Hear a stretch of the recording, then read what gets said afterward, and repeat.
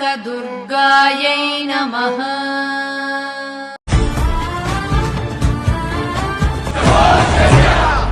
వాడు 100 టన్నులు అడిగే నన్ను 50 టన్నులు అడుగుతున్నావు. నేను చేతగాను అనుకున్నావా? ఏందబ్బా పుష్ప ఇది? యో పిచ్చారెడ్డి, అది మంగళంసీరి ఏరియాప. సరుకు కొట్టడం సులభమే, దాటియడమే కష్టం. ఎవడైనా అడ్డు అని సరుకు నేను తెస్తా. ఆడన్నే పోలీస్ చెక్ పోస్టులు రిస్క్ అబ్బా. చెప్తే ఈనమైంది నువ్వు. అంతేస్తా అంటారు కదా, దేనికి ఆపుతా ఉండారా? బిచ్చారెడ్డి బా. ఏంది పుష్ప, ఇప్పటికిప్పుడు అంత సరుకు దేనికి?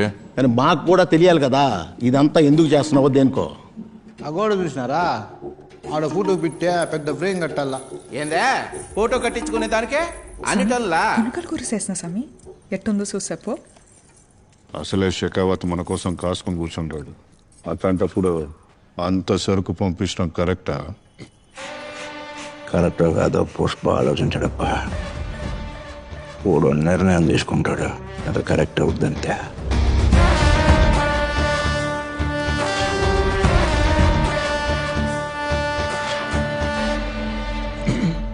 ఉప్పు ఎక్కువ ఏం లేదమ్మా.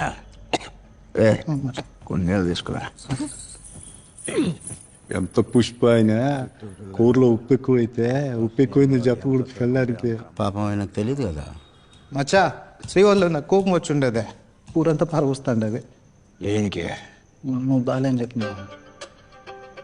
పొంగ పోస్తారా?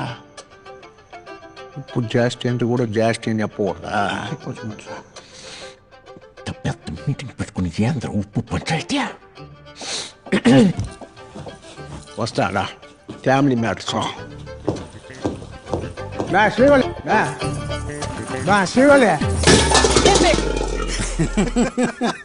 ఏంది మ్యా, ఎందుకంత కోపం నీకు? ఇంకేంది, ఏ కూర చేసినా ఏదో సొట్ట పెడతావు. నేను వండింది ఎప్పుడన్నా బాగుందని చెప్పినావు నువ్వు? ఎంత ప్రేమతో చేసిండా తునకలు కూర తింటావని. చిన్న జనాల్లో మాల వేసుకుంటాం కదా, ఆ చెప్పలు కొట్టి తిని ఉప్పు ఎక్కువ ఉండాలి.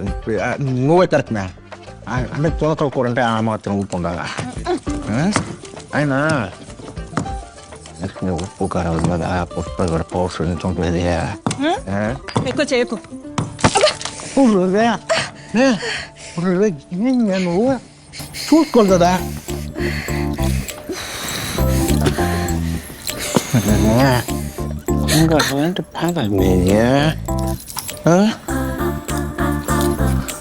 అన్న వెండి పట్టీలండి రాకేశ్వా.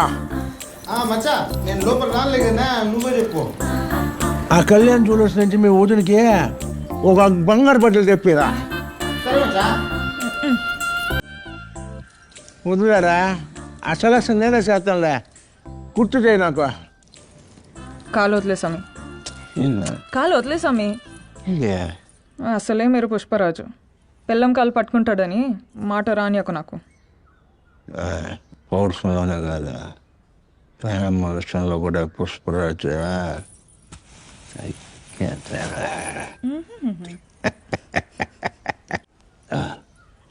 సిండికేట్ ఏమనుకుంటా? ఏంది ఏమనుకుంటున్నావా? పుష్పరాజు అంటేనే చేత ఊరినదేలా.